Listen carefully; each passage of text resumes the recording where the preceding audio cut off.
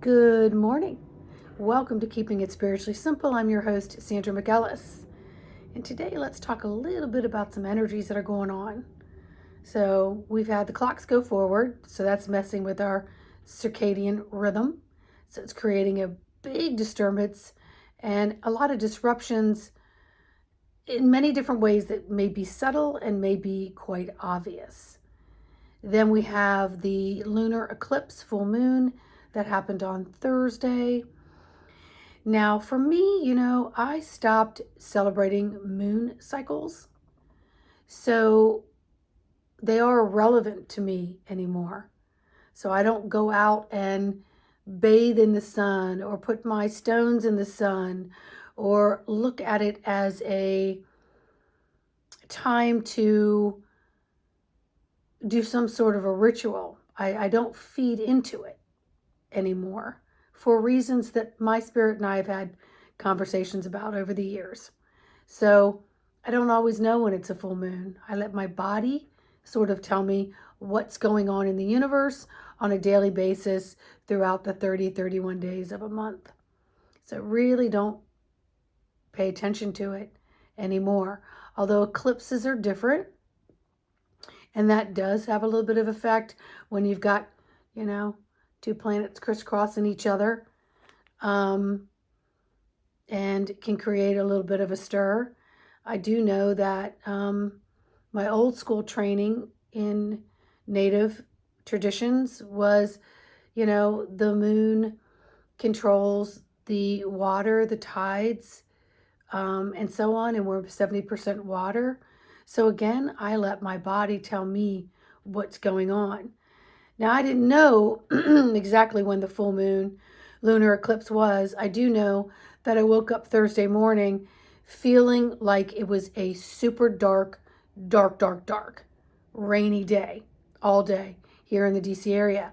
So I was a little bit on the glitch, just couldn't quite get the energy where I wanted it. My body just wanted to rest. So every opportunity I had that day, I allowed myself to lay down and just go inward and just be with that. And it wasn't until I think last night, Friday night, the 15th, that so that was a full moon eclipse yesterday. Well, alrighty. Well, fast forward into this circadian disruption, which is an intentional disruption because it's a program that's set by the governments for whatever reason that you want to believe that it is, agricultural or whatever. To me, it's all BS. It's BS because it doesn't operate like that anymore in the now times. So when we go back and when we go forward, we are truly messing up our intrinsic clock. So it takes us a little while to find our regulator and get into some kind of homeostasis. And some can do it more than others, but for me, it takes a manual override. I've got to, yes, let me be aware that is occurring.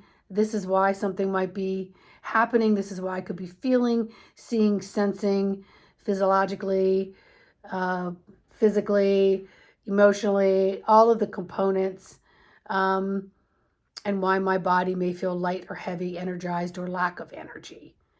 And so I pay attention to that because I live in the more of the conscious mind versus the subconscious storage unit that we have, that many people live on autopilot and habitual habits every day.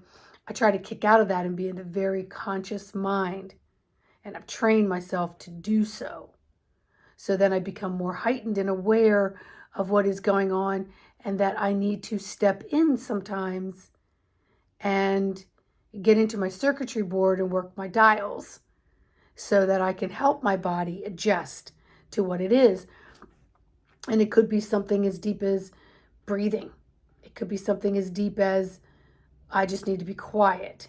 It could be something as deep as, I think my shoulders are out of alignment here. It's creating a little compression around my clavicle, which is shortening my frontal neck muscles, which are your scalenes that are responsible for my breath. So I'm breathing in that upper register. Let me open that up. Maybe I need to get out in nature and be with the breeze and the trees and communicate in that way, take a break. What is my body asking me for food? Am I having any current cravings? And what is in those cravings that my body may truly need? And what would be something that I need to override and bypass? So when you're in your conscious mind, you are paying attention to the now of who you are in this moment. And if you can stop, drop, sit, connect with that breath in that conscious moment, it's going to lead you into a stronger next moment, adding up to your time that you put into your today. So that's critically important when you're living in the conscious mind. You know it's unconscious when something clicks in and you're like, oh, whoops, let me get out of there. Let me bring it up to the forefront. Let me pay attention. Let me get in my body. So now let's fast forward to this morning. This morning, I woke up. I do not know what time it is because I refuse to look at the clock when I wake up. If I have to go to the bathroom, I go to the bathroom in the dark. I crawl back into bed and I do my best to sort of zone it right back in, to have no stimulation of any kind. But this time I woke up, went to the bathroom, but I went back to bed, went back to sleep, and then I awoke in what I consider these mini panics that I get into sometimes. It's like I wake and it's like, was I breathing? I don't know that I was breathing. And then I'll sit up, and then sometimes I will pace. Now I've had these happen to me a lot from energetic upgrades. Okay? So it definitely has a spiritual component to it that affects the physical. Okay? And being a flesh and bone facilitator in this physical avatar, I have to be the best facilitator I could possibly be, because this is my only ride. Remember that. This is my only ride. So I've got to have hands-on control dials. So when I woke and I felt that way, I knew immediately to say, I'm safe. Everything's fine. I trust I'm safe. So I sat up, did some twists, did some stretches. I went over on the floor, I got my foam roller. I did some very quiet, eyes closed, stretching and twisting, getting some snap, crackle, popping going on. I crawled back into bed. I was still feeling it. So I really had to hit override continuously till I had to get back up again. And then I got on my vibrational pad for about 10 minutes. That lasted like 4 minutes because of just sitting there shaking. And I thought, oh, come on, man. I really do want to go back to bed.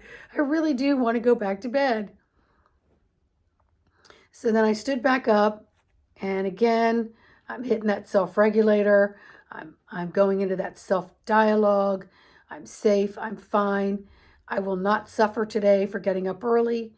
And Spirit was showing me that, your kidneys kick in those wee hours of the morning, because they're just starting to purr, and they're getting fluid moving through the body, because you're going to be preparing that circadian wake up.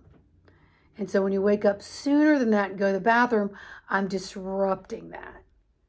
So then I went back to sleep, and now my kidneys are telling my adrenals to give me some cortisol in my reserve unit for the day.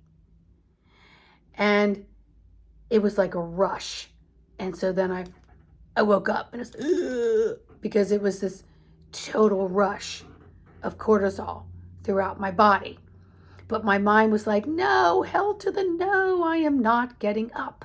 I'm not doing it. It's pitch black. So as I did this self-soothing and this self-conversation, and I'm calling in my guide team, and I'm asking for conscious override versus subconscious habitual patterning. I am saying, please, intrinsic cellular circadian love of mine that calibrates my body, set and reboot here, please. So then I looked at the clock. I did. And it was 6:58. I didn't have to get up for another 45 minutes. And I know my day is going to be one of on my feet for 8 or 9 hours. And so I got my wedge. I propped up my pillows. So my wedge is where my legs go over it. So it brings the spine into a real super flat, comfortable position with a slight natural arch. I propped myself up so I wasn't all the way laying down. So I got no compression along the scalenes and the clavicle. And then I just closed my eyes and I just went into a meditation. And just as I began to drift, alarm, warning, warning, Sandy, it's time to get up. And so I choose to get up with joy instead of getting up with a heavy body going, oh, dear God, how am I going to get through this day? Instead of, hey, body, here we go. You've got energy reserves. Why? Because you pay attention to your sleep hygiene. You go to bed early on some nights, even when you'd like to stay up and do something else. So I am forward sleeping to add to my cup so that when my body in physical time is in a shortage, then my reserves step in. So everything I do in this moment is forward movement, including previous night's sleeps. So Thursday, when I woke up feeling so heavy and tired, and when I had an opportunity throughout that day, because I was working from home, to just go lay it all down, I did that 2 times, and I was snoring with my mouth open. It was quite beautiful. Very sexy, too, I'm sure. Or at least my guide team thinks so. So I did extra sleeping instead of going, why am I so tired today? I don't understand. And then you get into this beat up dialogue in your brain, and then your body feels it. Your body feels everything you think. Instead, it was like, oh, you know what? My body's telling me I need more rest. I'm going to go lay down. So now today, I've got to go be with the general public, and I've got to talk, and I've got to smile. And I'm going to be fully present for each and every person that comes past me, to me, through me, for whatever reason. So this body isn't going to tell other people, oh, she's feeling a little low today. Look at that, Sandy's dragging. Oh, poor Sandy. I'm not drawing that energy to me. Why? Because it sticks like glue. And then all of a sudden you're feeling heavier because everyone else is thinking thoughts that you're collecting. So I'm not allowing that either. So I was grateful to get up and wash my face. I was grateful to go make a cup of hot tea. I was grateful to take the time to make an egg so I have a good source protein in my body for today. The fuel that I need, because I asked my body, what do you want? And it said, have an egg. It's easy. It's a clean source of protein, and it's what you need today, Sandy. And so I listen. And then I have my cup of tea, no sugar, herbal, very little caffeine. So I watch that, especially on days where I know I've got to look for my golden fluid. And what do I call my golden fluid? It's the cortisol in which my adrenals produce for me to have energy. It's cortisol. That is my golden life fluid. It allows me to stand upright and to respond quickly or slowly as need be, without outpouring into my nervous system, which puts me into taser zone, where messages can't get anywhere, so I'm all jumbled up and haywired if I was to overload with too much cortisol or caffeine. So I respect my body in this now moment, even though I'm like, oh, I'd really like to have a giant cup, because caffeine goes in and it numbs those receptors. And it gives you a false, I'm not tired. Just like taking pain medication. It goes in and it stops the receptors from receiving pain, which makes you hurt. And it says they're not feeling it, but the pain is still there. The inflammation's still there. You're just not feeling it, so you're bypassing what's going on. So I'm here with this one ride, this one vehicle, and I want it to be the best it can be. And that requires me to be front and center. That requires me to override my subconscious. That requires me to stay in my conscious mind, to be fully aware, and to remind me when I get on autopilot, to remind me when I'm back there in the subconscious rummaging around. I'll do that in my meditations. I'll do that with deliberate intent, because I want to go up there and clean out the storage unit. I want to find whatever buried treasure I have, and I want to get rid of all the other junk that doesn't need to be in there. Partial memories, memories from other lives, thoughts, feelings, all stored up in there. Somebody's got to get in there and clean that out. But in the meantime, while I'm walking in my living, breathing apparatus here called my body, I want to live my soul's life, and it requires me due diligence to stay in my conscious thinking mind. So I'm aware of the moment's feelings. And if something bubbles up and I can't work with it at the moment because of other things that are taking my responsibility, and respectfully so, I will say, thank you, due diligence. Let's put that on the quiet time.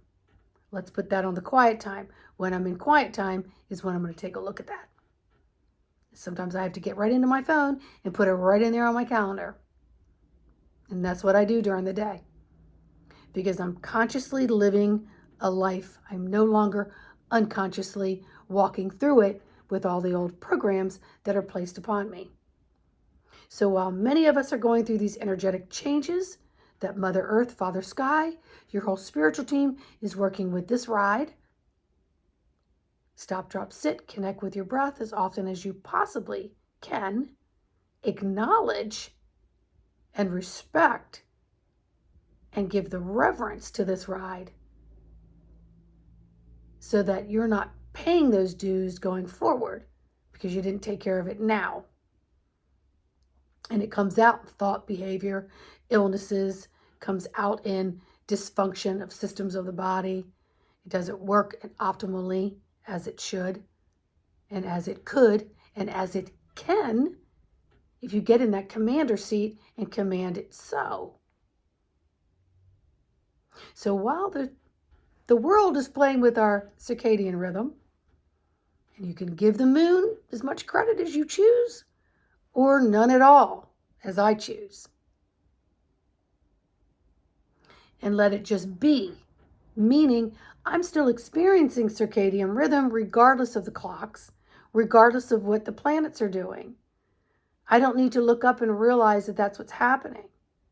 I learned that a decade and a half, almost longer than that ago, because Mercury is my ruling planet. And for a long time there, I was able to feel when that was happening without ever knowing the dates. And now I just smooth right through it, and it never phases me. Because I don't live in an unconscious mind, I live in a conscious mind. And it can be a very beautiful place to be. But it's going to ask you to deal with every little thing as it is placed in front of you. Persons, places, things. Yes, indeedy. And it's going to require you to think before you speak, to think before you respond. It's going to require you to ask how your body is carrying itself in that moment and what other people might be reading by the way you're carrying your body. So, get into this circadian dome, learn how to work this ride. If you need any help, it's what I do. As a life coach, hypnosis, past life regression, zone technique therapy for pain and management and alignment, advanced Reiki, all kinds of different energy work. It's what I do. So we can do these sessions by Zoom. You can do them in person if you live here in the DC, Maryland, Virginia area. So go to embodimentofthesoul.com. My email address is there. Feel free to email me.